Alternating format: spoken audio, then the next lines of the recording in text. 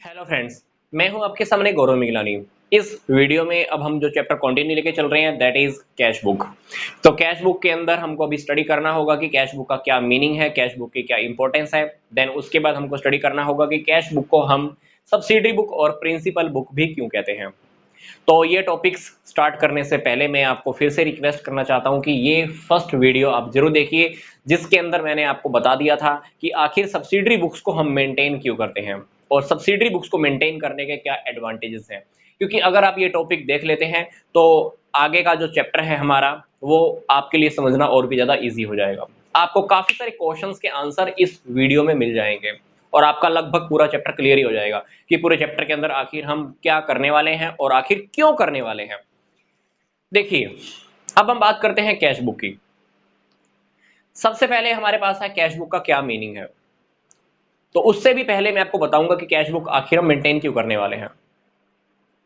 Business में कभी कभी एक पार्टिकुलर आइटम को लेकर हमारे पास ट्रांजैक्शंस बहुत ज्यादा हो जाती हैं।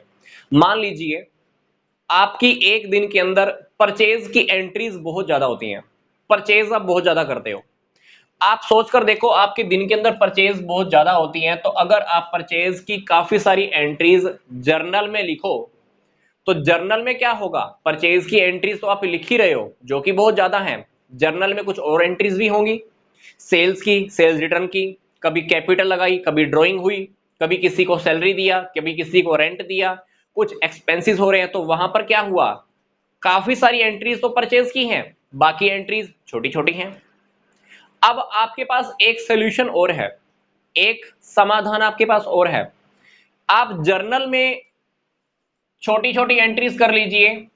अब क्योंकि परचेज की एंट्री आपके पास बहुत ज्यादा हो रही है तो आपने क्या किया, परचेज बुक आपने अलग से मेंटेन कर ली।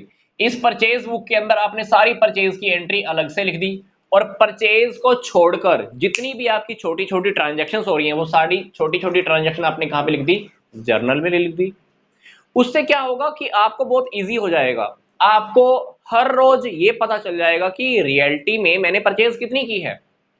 इसी तरह से हम कैश बुक भी मेंटेन करते हैं। दिन में आपको पता है कि कैश से रिलेटेड ट्रांजैक्शन हमारी बहुत ज्यादा हो रही हैं, आपको पता है कि कैश से रिलेटेड ट्रांजैक्शन बहुत ज्यादा हो रही हैं और वो सारी ट्रांजैक्शन अगर आपने जर्नल में मिक्स कर दी तो क्या होगी, आपकी खिचड़ी बन जाएगी। तो कैश की सारी ट्रांजैक्शंस अलग करने के लिए कैश की ट्रांजैक्शन आपने अलग से एक बुक में लिख दी, उस बुक को आपने बोल दिया कैश बुक। अब इस कैश बुक के अंदर क्या हुआ, दिन के अंदर जितनी भी ट्रांजैक्शन हुई, एक दिन में जितनी भी ट्रांजैक्शन हुई कैश से रिलेटेड आपने सारी की सारी कहां लिख दी, कैश बुक में। और बाकी की जितनी भी फालतू की ट्रांजैक्शन है, चाहे वो परचेज की है, चाहे परचेज रिटर्न की है, सेल्स की है, सेल्स रिटर्न की है, सैलरी की है, डेप्रिसिएशन की है, कैपिटल की है, ड्रॉइंग की है, वो आपने कहां लिख दी, जर्नल में। छोटी छोटी बाकी की एंट्रीज वहां लिख दी। जबकि कैश की एंट्रीज जो बहुत ज्यादा हो रही थी वो आपने कहां पे मेंटेन कर दी, कैश बुक में। तो कैश बुक के अंदर आपने क्या किया, कैश आना और कैश का चले जाना, मतलब कैश रिसिप्ट हुआ या कैश की आपने पेमेंट की। तो जब भी आप कैश से रिलेटेड सारी की सारी ट्रांजैक्शन एक ही जगह पे लिख देते हैं तो उसको हम बोल देते हैं कैश बुक। तो कैश बुक के अंदर मैंने क्या किया, कैश रिसिप्ट और कैश पेमेंट की सारी ट्रांजैक्शंस लिख दी, मतलब कैश का हमारे बिजनेस में आना और कैश का मेरे बिजनेस में से चले जाना। तो कैश से रिलेटेड सारी एंट्रीज को मैंने एक ही जगह पे मेंटेन कर लिया है, दैट इज कैश बुक। तो कैश बुक से क्या हुआ, आपको कैश और बैंक बैलेंस के बारे में भी पता चल जाता है। रियलिटी में जब आप कैश बुक का टॉपिक आगे स्टडी करेंगे तो आपको पता चलेगा कि एक कैश का कॉलम भी होता है और एक बैंक का कॉलम भी होता है। कैश कॉलम की हेल्प से आपको कैश के बारे में पता लग जाएगा और बैंक कॉलम की हेल्प से आपको अपने बैंक बैलेंस के बारे में पता चल जाएगा।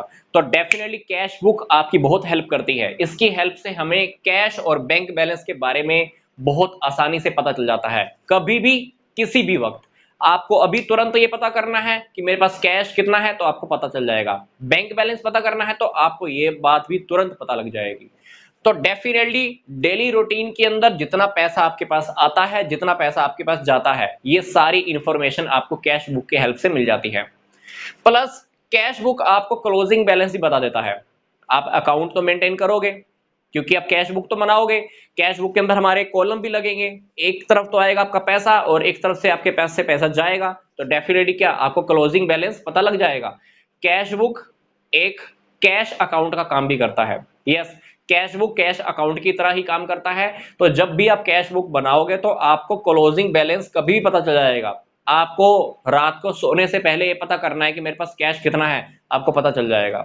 आपको महीने के लास्ट में पता करना है, तब भी आपको पता चल जाएगा। तो कैश बुक रियलिटी में बहुत पॉपुलर बुक है।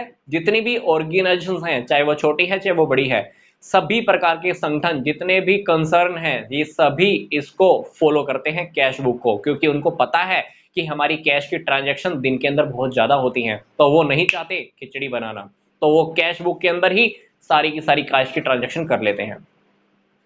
ये हुआ मीनिंग और ये हुआ कैश बुक का इंपॉर्टेंस का टॉपिक। अब मैं चल रहा हूं सेकंड टॉपिक की ओर कि कैश बुक को सब्सिडरी बुक्स और प्रिंसिपल बुक भी क्यों कहते हैं। देखिए ध्यान से, कैश बुक जब भी हम मेंटेन करते हैं, कैश बुक जब भी हम मेंटेन करते हैं, तो मैंने आपको क्या कहा, कैश से रिलेटेड सारी ट्रांजैक्शन तो कहां जाएंगी, कैश बुक में, और जर्नल के अंदर बाकी की ट्रांजैक्शन छोटी छोटी। तो मतलब कैश की ट्रांजैक्शन क्या मैंने जर्नल में की, नहीं की। यही बात यहां पे लिखी है, ध्यान से देखियो। जब भी हम कैश बुक मेंटेन करते हैं तो कैश की ट्रांजैक्शन हम जर्नल में रिकॉर्ड नहीं करते हैं, क्योंकि कैश से रिलेटेड ट्रांजैक्शन हमने कहां पे लिख दी, कैश बुक में लिख दी। तो कैश बुक मेंटेन करने से बाकी की एंट्रीज तो हम जर्नल में लिख देते हैं, पर कैश से रिलेटेड ट्रांजैक्शन हमको जर्नल में नहीं लिखनी होती। तो मैंने क्या किया, सारी की सारी ट्रांजैक्शन जो भी कैश से रिलेटेड थी कहां पे लिख दी, कैश बुक में। तो इसीलिए मैं कैश बुक को a book of original entry भी बोलता हूं। A book of original entry क्यों बोलता हूं, क्योंकि मैंने ओरिजिनल ट्रांजैक्शन को डायरेक्टली कैश बुक में ओरिजिनल फॉर्म में ही रिकॉर्ड कर दिया है। एंट्री हुई और मैंने डायरेक्टली उसको कहां लिख दिया, कैश बुक में लिख दिया। तो कैश बुक क्या बन गई, ओरिजिनल एंट्री मिल गई। कैश बुक क्या बन गई, ओरिजिनल एंट्री की बुक भी बन गई। अब किसी को भी कुछ कैश से रिलेटेड चेक करना हो तो वो ओरिजिनल एंट्री वाली बुक में जाके चेक कर सकता है। इसीलिए क्योंकि हमने कैश की सारी ट्रांजैक्शन डायरेक्टली कैश बुक में लिख दी हैं, इसलिए कैश बुक को हम a book of original entry भी बोलते हैं। अब क्योंकि कैश बुक को बनाने से हमें कैश अकाउंट नहीं बनाना होता, इसीलिए हम कैश बुक को प्रिंसिपल बुक ऑफ अकाउंट भी बोलते हैं।